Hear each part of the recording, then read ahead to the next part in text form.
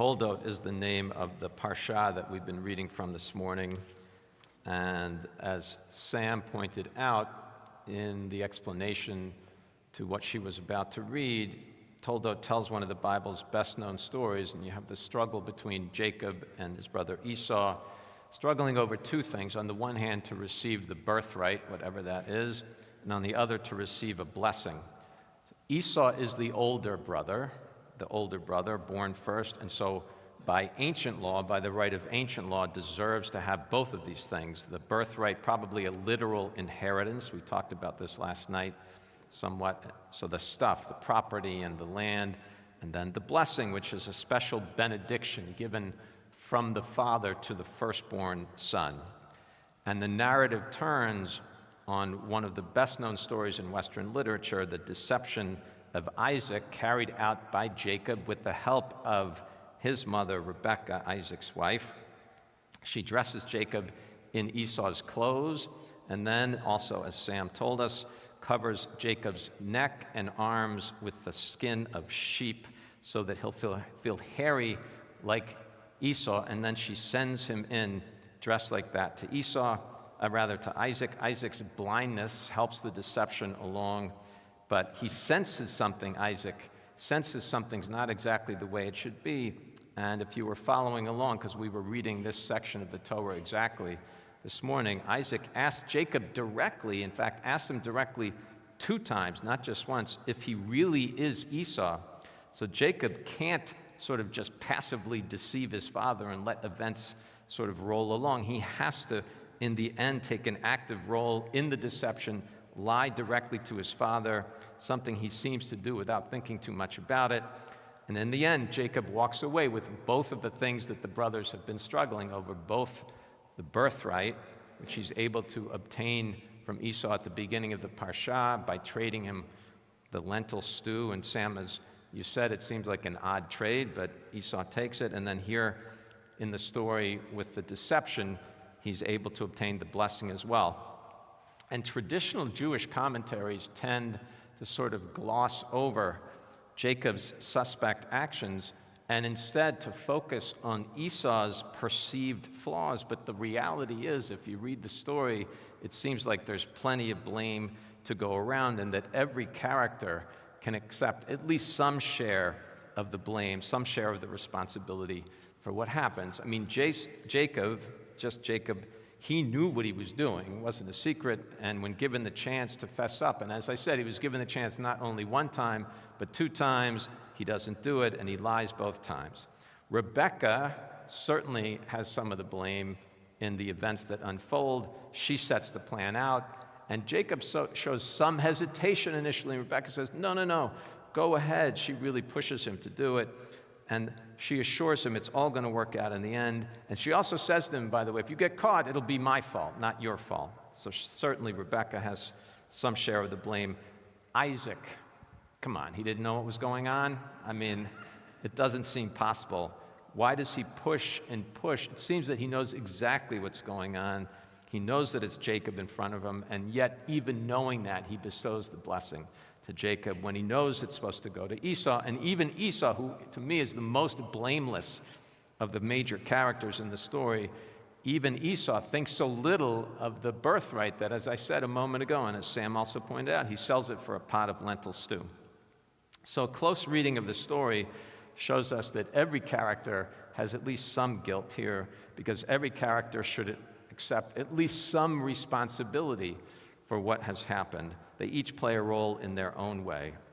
And that is a fairly accurate, I think, reflection of reality. When something goes wrong in real life, the responsibility rarely lies, at least in my experience, with a single person. Usually when something's not right, there's plenty of blame to go around. And the problem is, in our society today, and I think more and more, we like to play what I would call the blame game. And in the blame game, it's always someone else's fault, never my fault. The responsibility always lies elsewhere. So those of you who are old enough, and any of you took Psychology 101 when you were in college, how many of you took Psychology 101 in college? Wow, a lot of people. I did too. And I was a psychology major though, but I guess it was a popular course. So you remember, if you took Psych 101, the name Kitty Genovese. You remember the name Kitty Genovese? I'll refresh your memory. She was a young woman. What's that? Yes, exactly right, Bruce. So she was a young woman. She was murdered in Queens in an alley. The year was 1964 when she was killed. And it's not that she's remembered so much because she was killed, but because of the circumstances of her killing. So you'll remember what happened. She was attacked at nighttime near the apartments where she lived. In this alley, there were windows all around, and people heard her screaming. The attack went on for an hour. She screamed the whole time repeatedly. And what was so astonishing, and this is why the case is remembered, despite the fact that many of the neighbors heard her screams and knew obviously that something was amiss, not a single person ran out to her aid, not one single person. And perhaps even more astonishing, not even one person called the police. Not one person called the police until finally somebody did, and by the time the police got there, she was gone. So psychologists study the Kitty Genovese case to illustrate a principle of social psychology. It's a principle, it's commonly called the bystander effect. And they explain the bystander effect commonly has two causes. The first is what they call social influence. Bystanders tend to monitor what other people around them are doing. So if they see that no one else is doing anything, they don't do anything either. You say, if no one else is going to do it, I don't want to get involved. I'm not going to do anything. And the second component is called a diffusion of responsibility. Diffusion of responsibility. That's a tendency people have. Say, oh, I know there are other people around. You know, it's a courtyard. I can see the windows over there. I can see the windows over there. So I'm not going to do anything because I'm sure someone else will take care of it. I'm sure someone else will take care of it. So these days, college students don't study the Kitty Genovese case anymore when they take Psychology 101. They study the case of Abraham Biggs. So Abraham Biggs, you may remember his name as well. You got to go back to 2008.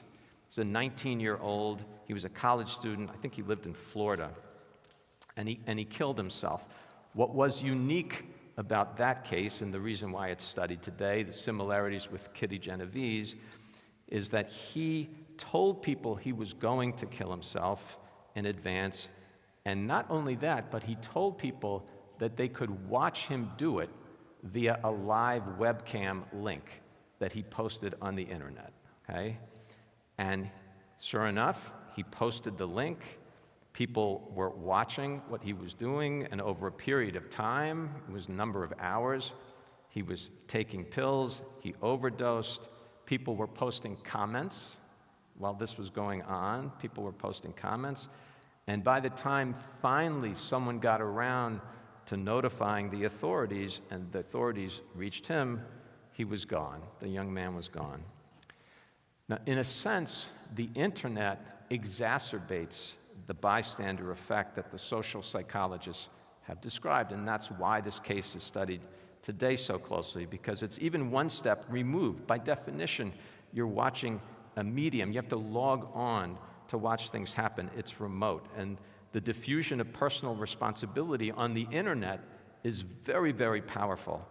First of all, you assume on the internet you're anonymous, right? That is immediately kind of a diffusion of responsibility. No one's ever going to know who you are, so you don't have to worry about what you do or what you say. And the second thing is, you don't know how many other people are there. You have no idea how many people are out there. And you know, commonly don't, sometimes you do, but commonly you don't know how many other people are watching what you're watching. You're just sort of floating out there in that internet place, that internet space.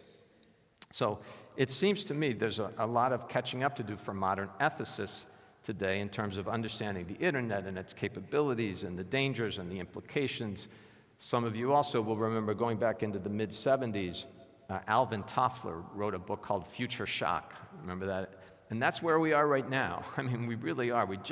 It's so far ahead of us, I think we have no idea what's happening and what the ethical implications of it all are. So modern thought hasn't quite up to it yet. But the ancient wisdom of Judaism, I think, can already guide us, as it always seems to be able to do, because the social psychologists tell us who we are. They describe kind of who we are, how we act. Judaism tells us who we should be. Who are we supposed to be as human beings?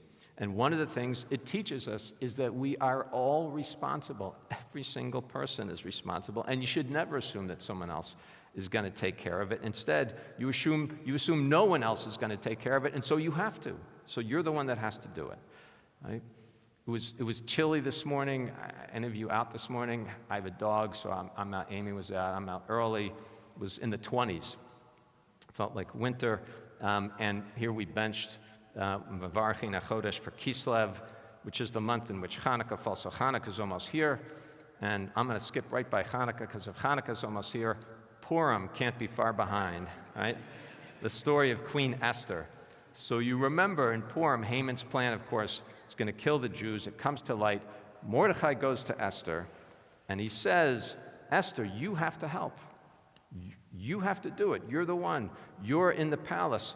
You're in a position of authority. You can do something here. And what does Esther say at first?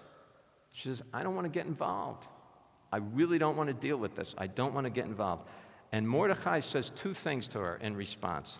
The first thing he says is, remember, you're a Jew.